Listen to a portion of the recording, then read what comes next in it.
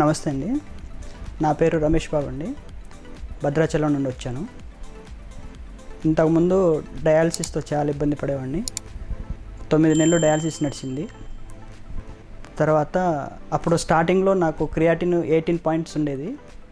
దాని తర్వాత ఇబ్బంది బాగా ఎక్కువ అవడం వల్ల హాస్పిటల్ గురించి తెలిసింది. ట్రాన్స్ప్లాంట్ బాగా చేస్తారని చెప్పేసి అన్నారు.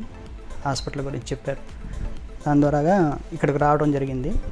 ఇక్కడ టెస్టులు మొత్తం చేశారండి. అంతా ఓకే అయింది. ట్రాన్స్ప్లాంట్ జరిగి కూడా ఇప్పుడు 15 నెలలు అవుతుంది. ఎటువంటి ప్రాబ్లం లేదు.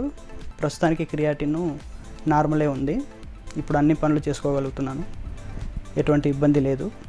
2 నెలలకి 3 నెలలకు ఒకసారి వచ్చి టెస్టులు చేయించుకుంటున్నాము. ఇప్పుడు ప్రస్తుతానికి దిలీప్ బాబు సార్ ఆధ్వర్యంలో మేము ట్రీట్మెంట్ చేయించుకుంటున్నాము. ప్రస్తుతానికైతే ఎటువంటి ఇబ్బంది లేదండి. చాలా బాగుంది. ఇంతకుముందు కంటే కూడా ఇప్పుడు చాలా బాగుంది.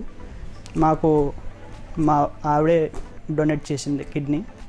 మంచిగా సక్సెస్ అయింది. ఎటువంటి ఇబ్బంది లేదు. స్టాఫ్ పరంగా కానీ హాస్పిటల్ పరంగా కానీ అంతా బాగుందండి. ఫెసిలిటీ నీట్నెస్ కూడా బాగుంటుంది. పేషెంట్లకు చాలా మంచిగా చూసుకుంటారండి. ఎటువంటి ఇబ్బంది ఉండదు. తర్వాత స్టాఫ్ కూడా చాలా బాగుంటుంది. అంటే అన్నీ అనుకూలంగా చెప్తారండి, చూస్తారు. తర్వాత దిలీప్ బాబు సార్ కూడా ఫ్యామిలీ డాక్టర్ టైప్ ఉంటారండి. ఏ ప్రాబ్లం వచ్చినా కానీ వెంటనే రెస్పాండ్ అవుతారు. వాట్సాప్లో మాకు ఎటువంటి అసౌకర్యం జరిగినా కానీ మేము అక్కడ నుండి వాట్సాప్ పెడితే వెంటనే రిప్లై ఇస్తారు.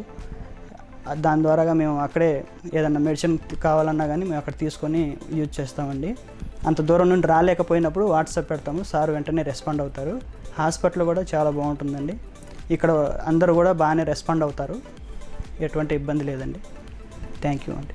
Hello, I am Dr. Dilip M Babu, consultant nephrologist at Yashoda Hospitals Somajiguda branch. This case, Ramesh Babu, Mr. Ramesh Babu, they came from Bhadrachalam for a kidney transplant, and initially they were quite hesitant about the kidney transplant, but after meeting other patients who underwent kidney transplant at our center, they become confident, and wife came forward as a donor for kidney transplant.